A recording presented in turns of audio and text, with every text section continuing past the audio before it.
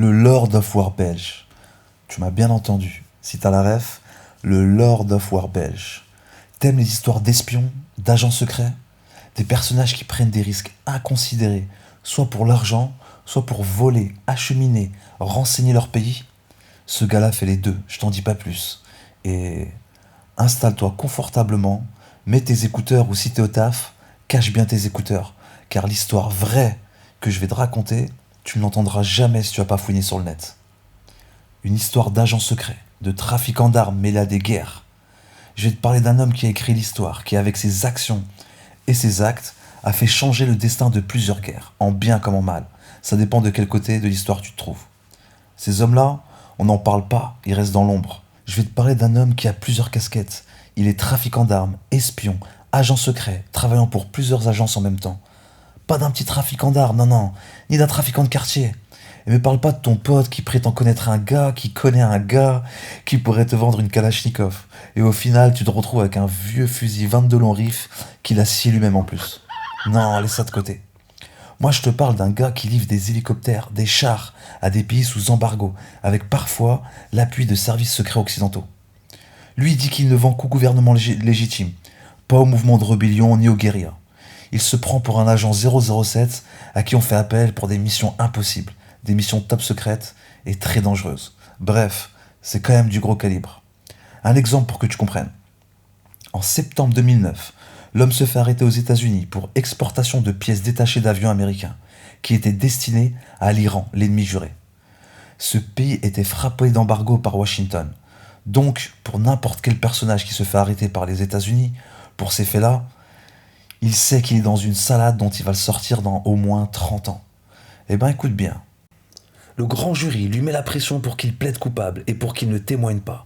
Lui négocie directement avec le juge. Au final, il les écoute et plaide coupable. Qu'est-ce qu'il a négocié? Ça reste un mystère. Jacques Monsieur est condamné à une peine légère de 23 mois. 23 mois pour des ventes d'armes à l'ennemi américain? Vous en dites quoi, les gars? Depuis quand les Américains sont indulgents avec les trafiquants d'armes? Pour moi, c'est clair et limpide que les services secrets américains voulaient surtout pas que Jacques Monsieur se mette à tout balancer devant un grand jury. Jacques échappe une fois de plus à une détention de longue durée, comme il a déjà réussi en Iran, en Turquie, en Belgique et en France. Comment un trafiquant d'armes échappe-t-il à toutes ces condamnations? C'est fou. C'est pour ça que le personnage de Jacques Monsieur n'est pas qu'un simple trafiquant d'armes. Il a dans son histoire plein de zones d'ombre. Je sais pas pour vous, mais moi, ça me donne envie de fouiner toute cette histoire. Alors lui se dit agent secret, double, triple, bref. Pour moi, il n'a pas été l'agent secret d'un seul pays. Passons. Ces hommes-là existent et existeront toujours. Là, en ce moment même, des trafiquants d'armes ou marchands d'armes opèrent dans des conflits.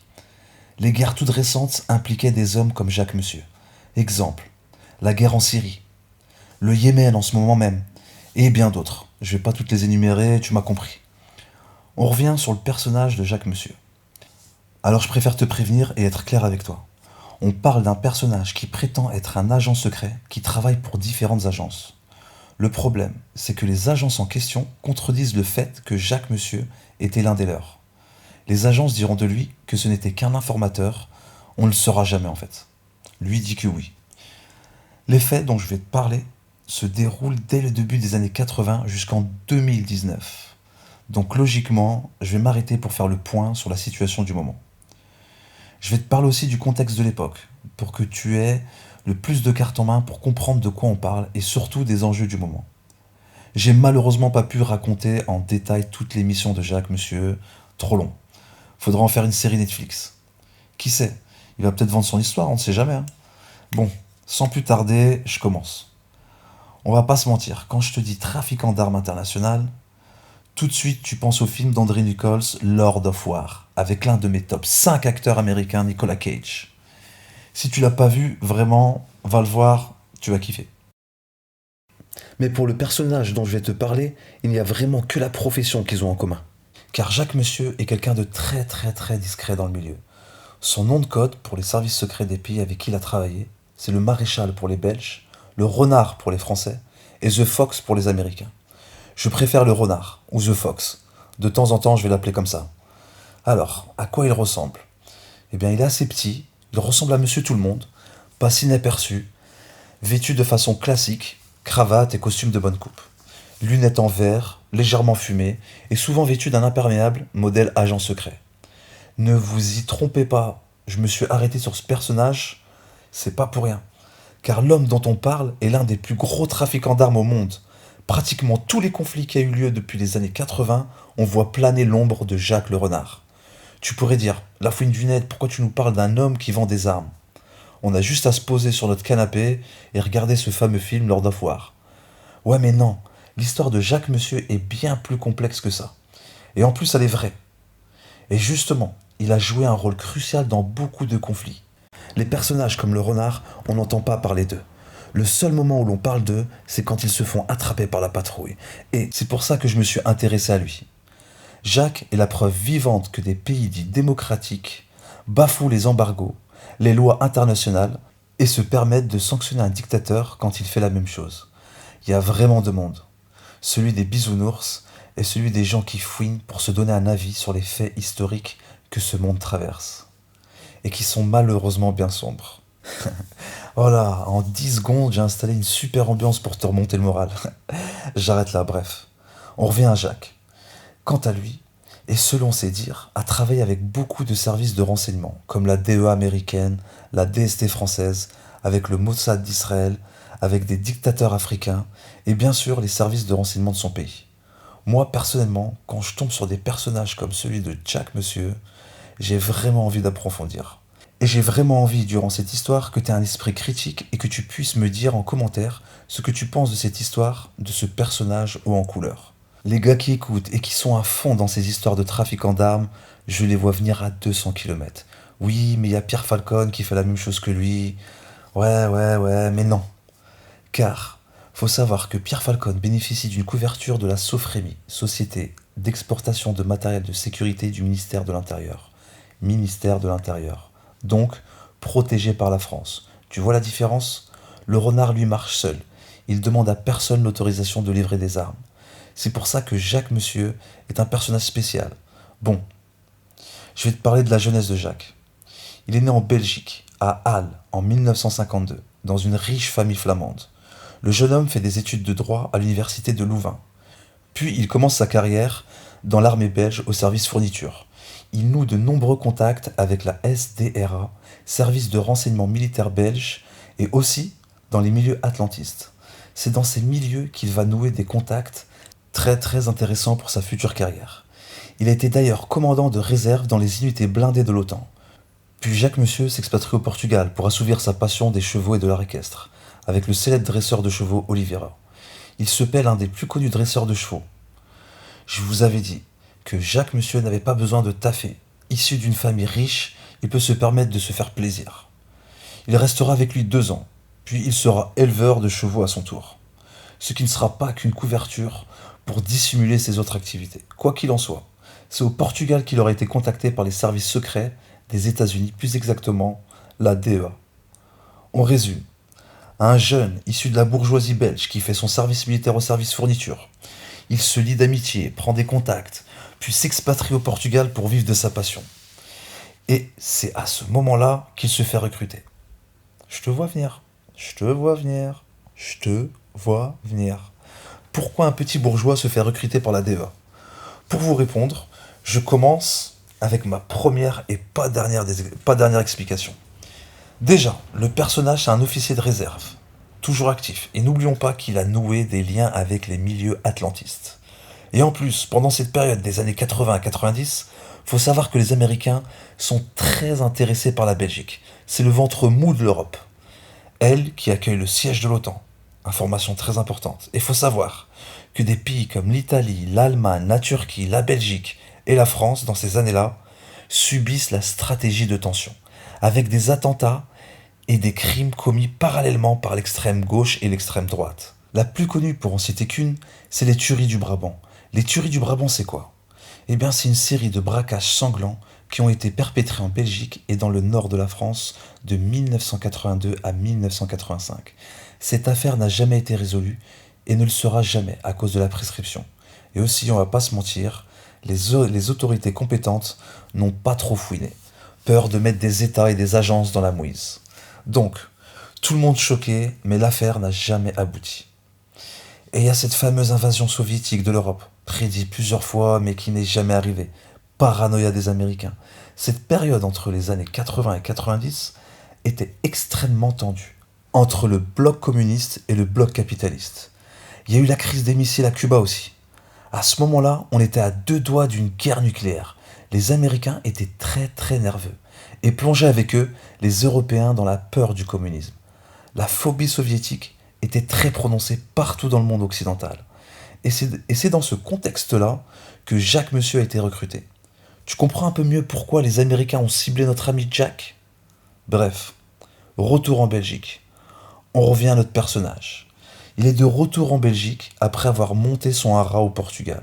Et ce n'est pas un hasard s'il a été recruté par les services belges. De ses dires. Hein. Et oui, Jacques a toujours affirmé appartenir au service belge, mais il n'a jamais produit de preuves. Lorsque Jacques affirme qu'il est un agent secret, ou un agent de renseignement, cela lui sert de système de défense quand on lui reprochera de vendre illégalement des armes. Il se défendra en disant qu'il a fait qu'exécuter les ordres. En même temps, ça lui permet de mouiller dans pas mal de services secrets, tant belges que français, états-uniens et même israéliens. C'est vraiment un personnage multicarte. Ça, c'est ce que dit Jacques Monsieur. D'autres ne nient pas qu'il n'ait pas été un informateur pour les services secrets. Ce n'est pas pareil.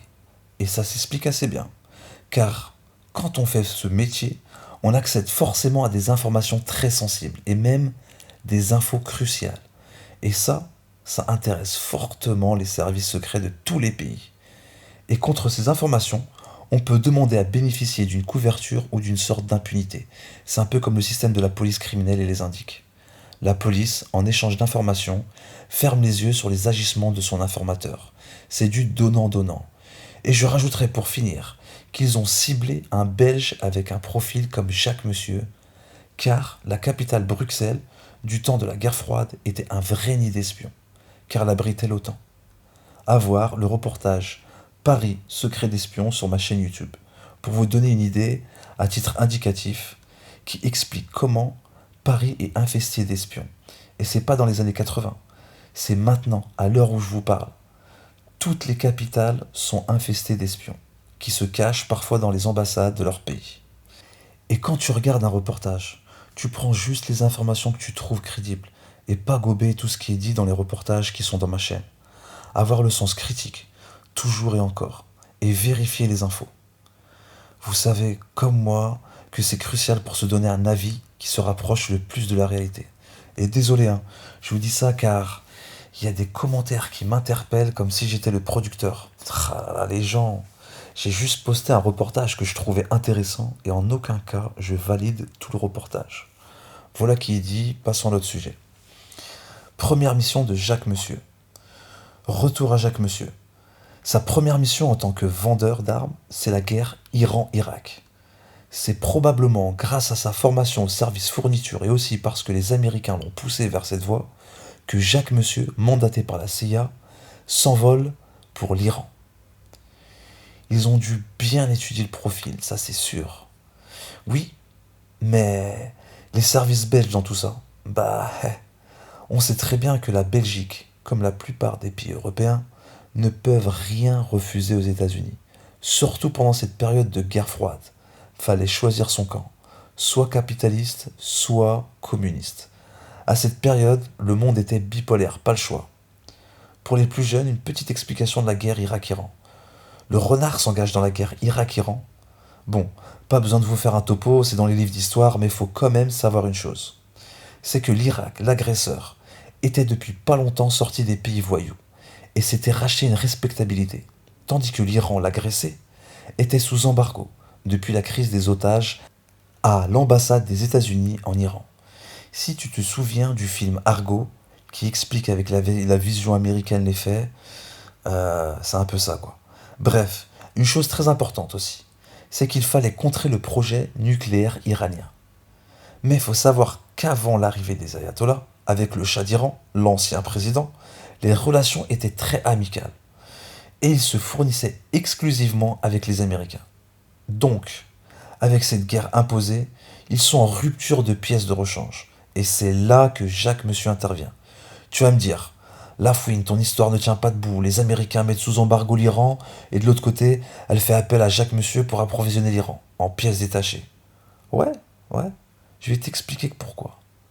Souvent, même très souvent, les pays font des choses très contradictoires, mais qui mènent à des visions futures bien spécifiques à chaque État. Et c'est pour ça qu'au début des années 80, Jacques Monsieur débarque à Téhéran avec de jolis catalogues de matériel militaire. Pas n'importe lesquels. Des systèmes très sophistiqués, comme le système de radar ou des missiles dernier cri. Il proposera à la vente des hélicoptères, des pièces détachées d'avions ou de blindés. Quand le renard est arrivé à Téhéran, il avait une connaissance précise des lacunes en matériel des Iraniens. Et cela prouve bien qu'il a été missionné par les États-Unis. Car notamment, il savait que les Iraniens avaient un besoin urgent de pièces détachées pour leurs chasseurs F-4 et leurs blindés. L'autre preuve que c'est bien la CIA qui l'a mandaté, c'est d'avoir eu des hélicoptères blindés, des pièces détachées de chars américains. Je pense pas qu'on trouve ça sur le Bon Coin. Rubrique matériel militaire, si tu vois ce que je veux dire. Et si t'es pas convaincu, alors dis-moi comment il fait pour acheminer tout ce matériel en Iran, tout en sachant que le pays est sous embargo, donc surveillé par l'OTAN. Là, je te parle pas de passer la frontière d'Andorre avec 2 cartouches et 2 litres de whisky en trop que t'as pas déclaré, grand fou que tu es. Non, il semble impensable qu'il n'ait pas bénéficié d'une puissante aide pour passer sous les radars. Maintenant, je vais vous expliquer pourquoi les Américains soutiennent les Iraniens. Le point capital que je vais développer pour pas être trop long, c'est la volonté états-unienne de prolonger le plus longtemps possible cette première guerre du Golfe entre Iraniens et Irakiens, ni vainqueurs ni vaincus. Entre parenthèses, tout bénéfice pour les industriels de l'armement à Washington. Eh oui, le monde n'est pas blanc ou noir, il est gris, et souvent gris sombre même. Si la CIA nourrit une franche animosité à l'égard du régime des ayatollahs, en particulier à cause du risque de contagion islamiste dans d'autres pays de la région, les Américains n'avaient pas envie non plus que l'Irak devienne la principale puissance du Moyen-Orient.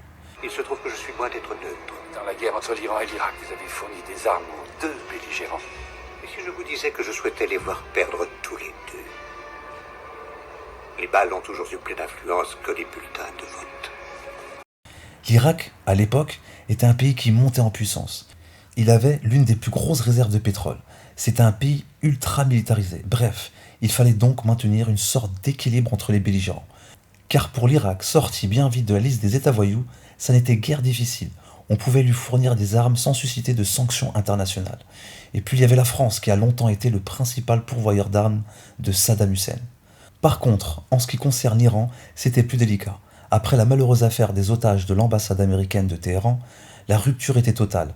Les États-Unis avaient même pris des mesures d'embargo, draconiennes pour toute exportation en direction de l'Iran. Donc si on voulait néanmoins aider les Iraniens, il fallait violer ces embargos. C'est l'origine de ce que l'on a appelé plus tard l'Iran Gate.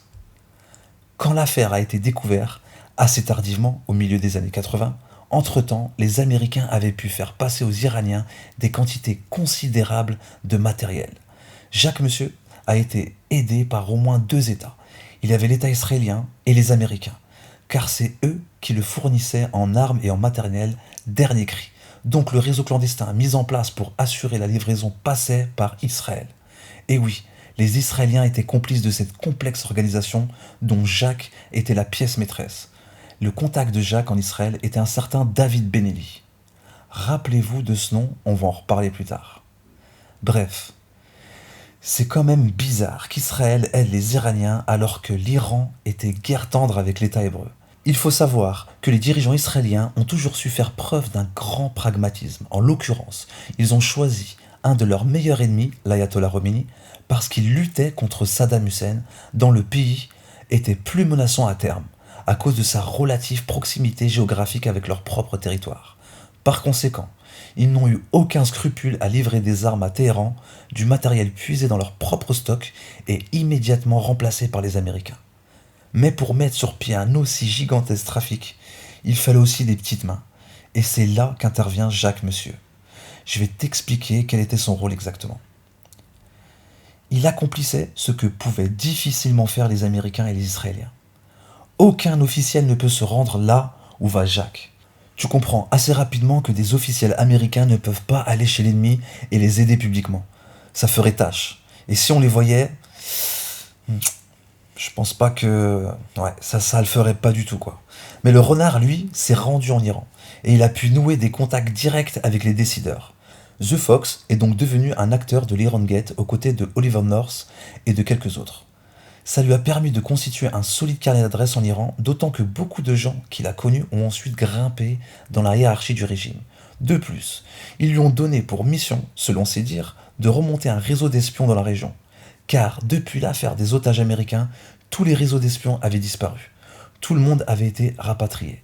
The Fox, quant à lui, surveillait l'industrie militaire, la fabrication de missiles balistiques, tout ce qui concerne le domaine nucléaire. Et aussi, il avait un œil sur les gardiens de la Révolution, qui représentaient un corps séparé de l'armée. Mais je veux attirer votre attention sur un autre point. Quand on vend des armes à un pays, on récolte en même temps des renseignements très importants sur la situation militaire du pays. On appelle ça des renseignements en creux. Pour vous expliquer, on découvre par exemple quels sont les points faibles du pays en matière d'équipement militaire de défense, de tensions entre les généraux et les politiques, bref, une mine d'informations dont les services secrets sont très friands. Autre aspect qui n'est pas négligeable, monsieur s'est donc fait des amis en Iran. Et parfois, il n'existe plus grande différence entre un ami bien renseigné et bavard et un espion. Ce que je veux dire, c'est que le renard aurait donc pu recruter des agents et sans doute même leur proposer de solides rétributions. Après tout, dans n'importe quelle affaire de vente d'armes, il y a des pots de vin. Alors un peu plus, un peu moins, et puis, à partir du moment où l'on paye, on tient les gens, et ça devient des obligés. Ils peuvent pas te refuser grand-chose. À partir du moment où tu les as payés une fois pour des infos, tu as réussi à avoir leur point faible, l'argent. Et en plus, tu peux faire du chantage quand ils rechignent à te donner une info. Et le renard a dû distribuer pas mal d'argent indirectement et toujours sur des comptes bancaires ouverts hors d'Iran. Un de ses faits d'armes en tant qu'espion, c'est le recrutement d'un général iranien dont c'est le premier contact. Il est devenu une taupe américaine. Mais après de longues années de double jeu, il a fini par se faire démasquer et condamné à mort. N'oubliez pas que c'est un jeu dangereux, où des vies sont prises, il n'y a pas de place pour l'erreur. Faut pas se faire prendre. C'est exactement pour cela que des hommes comme le renard sont appelés. Par contre, si t'es pris en Iran, personne viendra te chercher. Et je rajouterais que ce qu'a fait le renard en allant sauver les Iraniens et en accomplissant cette opération très complexe et risquée, vraiment, il a réussi un vrai tour de force, qui va faire sa renommée partout dans le monde. Car si nous, simples citoyens, n'étions pas au courant des parties d'échecs qui se jouent dans l'ombre, la plupart des services secrets et puissants de ce monde ont compris que devant la face du monde, les Américains et l'OTAN appliquaient des embargos à certains pays, mais en réalité les soutenaient dans l'ombre. Malheureusement, ça existe toujours en ce moment même où je vous parle. Il y a des pays qui agissent dans l'ombre pour déstabiliser, influencer, manipuler des pays, des personnes très haut placées et j'en passe. Les services secrets de chaque pays ont des visions, des méthodes et des ambitions différentes. Bref, on s'éloigne du sujet. Maintenant, le renard va s'organiser avec une vraie équipe de professionnels, car ce trafic d'armes est très très lucratif. Faut savoir que les armes en général sont très chères, mais encore plus quand on les achemine illégalement dans un pays sous embargo de l'OTAN. Ça veut dire frontières contrôlées, surveillées, etc. En plus, l'équipe de monsieur va dans des endroits très chauds. Donc, une équipe ça coûte cher. Mais Jacques Monsieur n'a pas froid aux yeux, et semble parfait pour ce rôle qu'il doit aimer. Car être accueilli en sauveur, faire changer le cours de l'histoire, ça doit être grisant. Aller dans un pays en guerre, voir les chefs d'État du pays en guerre, négocier avec eux des armes, appeler son équipe logistique et son équipe de terrain qui doit être à 100% de leur concentration. Car là où ils vont, il n'y a qu'une petite partie de personnes qui peut s'y aventurer. Par exemple les marines, les commandos, etc. Ils vont dans des pays en guerre, là où il n'y a pas de loi. Et c'est bien le dernier des soucis des gens qui se battent là-bas. Donc être accueilli en pleine brousse en Afrique ou ailleurs, faut être super entraîné, équipé et surtout avoir une confiance aveugle en ton donneur d'ordre. En l'occurrence, Jacques Monsieur. C'est vrai que pour certaines missions, de grands pays soutenaient l'équipe de Jack. Donc pour ces missions-là, le risque était minime. Mais le renard a travaillé dans des régions en guerre, seul, juste grâce à sa renommée. Là oui, c'est vraiment très risqué. Faut vraiment avoir une confiance aveugle en Jacques, pour être sûr qu'il ne se fera pas berner. Et oui, une très grosse somme d'argent doit être derrière tous ces efforts. Moi, personnellement, je n'irai jamais m'embarquer dans des missions à risque. Je fais déjà assez de missions sur Call of Duty où je meurs 40 fois avant de finir une mission. Là, c'est la vraie vie. Si tu meurs, tu peux pas éteindre ta PlayStation et aller tranquillement dormir.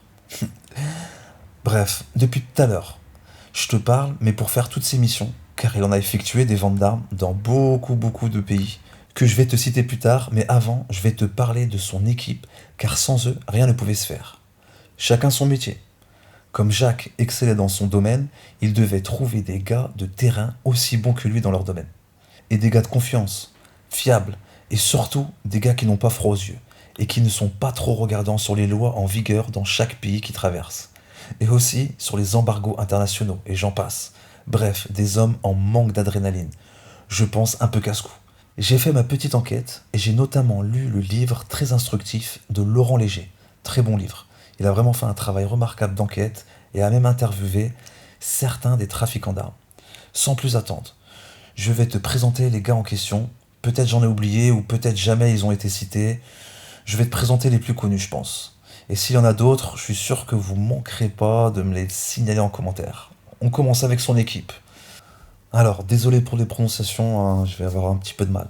Alors, Andrei Izdebski, gérant de la firme slovaque Joy Slovakia, apparaît comme l'un des principaux associés de Jack Monsieur pour les pays de l'Est. Jean-Bernard Lasno, correspondant de Jacques Monsieur installé près de Miami en Floride, ce Français très connu sur le marché de l'armement semble bénéficier d'une protection directe de la CIA. Il y a aussi Jean-Claude Uthiribord, excusez-moi, le vrai bras droit de Jacques Monsieur, présent dans la plupart des opérations du marchand d'armes. Il y a Pierre Ferrario, ex-gérant d'une armurerie à Paris, se dit très proche de la DST, la direction de la surveillance du territoire. Il travaille ponctuellement avec Jacques Monsieur. Il y a James Marty Capio, ancien parachutiste belge, reconverti dans la sécurité privée. Après avoir servi dans les rangs de l'armée croate, il supervise les livraisons d'armes de Jacques Monsieur. Se recycle plus tard au Congo, mercenaire aux côtés de Pascal Lissumba, touchant 50 000 $ mensuels versés par Jacques Monsieur. Devenu tueur à gages, Marty Capio est mort le 24 mars 2001 après avoir été touché par le garde du corps du parrain croate qu'il avait pour mission d'éliminer. La cible, Vjeko Slisko, n'a d'ailleurs pas survécu à cet attentat. Il y a Claudine Fréture, ingénieure en aéronautique, gérante de la North Atlantic Consultant, cabinet de lobbying installé à Bruxelles, puis près de Tours. Cette société s'occupait de la comptabilité des activités de Jacques Monsieur. Il y a Patrice Bourges, fils de Yvon Bourges, ancien ministre de la Défense entre 1975 et 1980.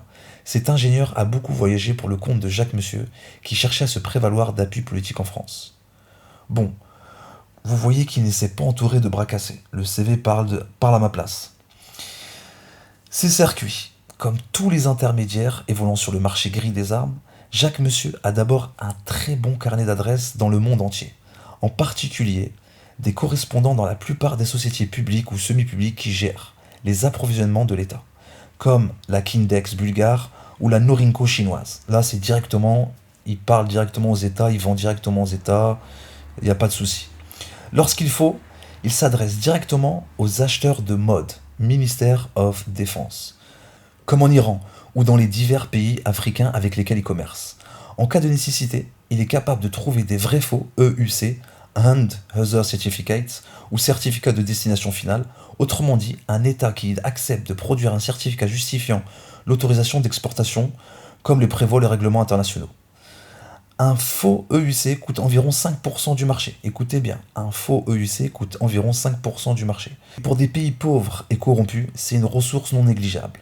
Car avec ces papiers fournis par les pays corrompus, il y a des centaines de millions de dollars de marchandises. Et 5% de centaines de millions quand on est un dictateur ou un service corrompu, cette offre est très alléchante. Enfin, il dispose d'un réseau de comptes bancaires dans le monde entier, les principaux étant situés au Luxembourg. Alors, Banque Holding International de Luxembourg et en Suisse BNP Genève. Il s'agit de comptes dont les identifiants est souvent une société écran située dans un paradis fiscal, île Maurice ou Panama. La plupart des transactions sont effectuées par lettre de crédit, garantissant ainsi aux vendeurs le paiement du matériel livré. Le marchand d'armes a une société qui s'appelle Matimco, enregistrée en 1980 au registre du commerce de Bruxelles. Cette société qu'il a repris à un homme d'affaires dispose d'un curieux objet social. Alors je commence. Vraiment c'est fou. Alors, L'intitulé, c'est l'importation et commerce de gros de confection pour dames, messieurs et enfants. La société qui sert de couverture aux discrètes activités du renard est en fait une simple entreprise qui vend du textile, des habits. C'est vraiment fou. La confiance qu'il a en lui et ses contacts. Et aussi un grand savoir-faire pour trafiquer les papiers officiels. Il en a d'autres. Ce sont en fait des coquilles vides, comme la société Pieuvre, CIC Benelux, dont il dit être le représentant. Elle est elle-même liée à CIC USA et CIC Madrid. Et n'oublions pas, excusez-moi, une société située dans le paradis fiscal de Guernesey, Globian International Trading. Je pense qu'on a fait le tour de son équipe, de ses structures obligatoires pour tout trafiquant d'armes qui se respecte. En même temps, je dis ça, mais bon bref, je suis pas du tout une référence pour dire ce que je viens de dire. Oubliez, revenons à notre dénommé Fox pour la CIA, Renard pour les services secrets belges. Passons. Un petit exemple de comment il procédait. C'est d'une facilité déconcertante. Il acheminait des lance-grenades à la Chine. Oui, la Chine, monsieur a élargi le cercle de ses clients, et ce n'est qu'un début. Les lance-grenades étaient fabriqués en Belgique. Ils étaient métamorphosés en matériel de signalisation maritime au moment d'être embarqués dans un cargo qui prenait la mer en direction de la Chine. Puis il graissait la patte au propriétaire du cargo et à son équipage. Voilà l'explication de la méthode du renard. Plus simple, tu meurs. Mais vu de chez nous, tranquillement assis sur le canapé, le taf de Jacques Monsieur semble très très chill. Mais quand on travaille dans l'ombre pour les services secrets de certains États et que l'on est en plein cœur de conflits internationaux, que l'on participe à des missions classées secret défense, ce qui veut dire que ces opérations ne sont pas officielles et très sensibles, car elles sont en opposition avec les déclarations officielles de ces pays en question. Et si ça tourne mal et on est découvert, les personnages comme le renard sont en danger et peuvent servir de fusible, de bouc émissaire. Vous appelez ça comme bon vous le semble, mais il faut être extrêmement solide et avoir un coup d'avance. Sinon c'est foutu. Je te dis ça, car pour l'affaire de l'Iran Gate, le renard va subir un coup fourré. Une très curieuse histoire. En 1986, les douanes belges vont mettre la main sur une valise appartenant à un citoyen israélien, David Benelli. Ouais, le contact israélien pour l'affaire de vente d'armes et de pièces détachées à l'Iran, pendant la guerre Iran-Irak. Vous vous rappelez de lui ? Eh bien, en ouvrant son bagage, il découvre une vraie malle au trésor. Plein de documents qui font état d'achat et de vente d'armes. Il y a aussi les imprimés vierges des administrations suisses et sud-africaines, des négatifs permettant de reproduire des cachets de différentes douanes, une vraie panoplie de faussaires et de trafiquants d'armes, se jouant des lois existantes. Ça ne s'arrête pas là. Dans la valise, des documents très précieux, les certificats de non-réexportation. Ces papiers sont délivrés par des pays qui assurent être le vrai destinataire des équipements militaires qui sont exportés. Mais en réalité, ces certificats servent juste à bluffer les douaniers, car les armes sont livrées ailleurs et ces papiers sont de très très grande valeur. C'est avec ces papiers que le renard se joue des embargos. Pourquoi je te dis ça ? C'est parce qu'il y a des papiers avec le nom de Jacques Monsieur dans la valise et l'enquête a prouvé que David Benelli était hébergé à Bruxelles dans des locaux appartenant au renard. Donc automatiquement, les douaniers font le lien. Comme par hasard, ce monsieur Benelli se fait attraper avec cette valise. Je pense que les douaniers belges ont bénéficié d'un renseignement très très précis. On dit que c'est la DEA qui les a balancés. Bref, David Benelli, il faut savoir qu'il n'a pas travaillé qu'une fois avec lui.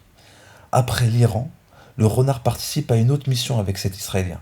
Jacques semble être en étroite collaboration avec lui. Il a aussi représenté une société de sécurité à Bruxelles. Société de sécurité ? Faut le dire très vite alors. C'est plus un nid d'espions qu'autre chose. Le genre de société qui dissimule des agissements peu avouables et clandestines. Revenons sur ce fameux David Benelli. Son vrai nom, Azoulay David. Il est né au Maroc, à Casablanca. C'est un ex-officier de Tsahal. Il a été chef de sécurité d'Al-Al dans la compagnie aérienne israélienne. Son frère a appartenu au Mossad, où il a occupé de très hautes fonctions.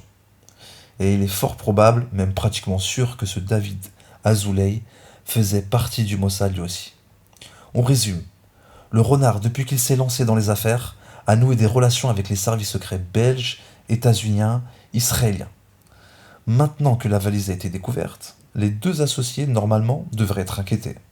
Car les documents découverts dans la valise de M. Azoulay sont sans équivoque. On ne peut plus leur trouver d'excuses.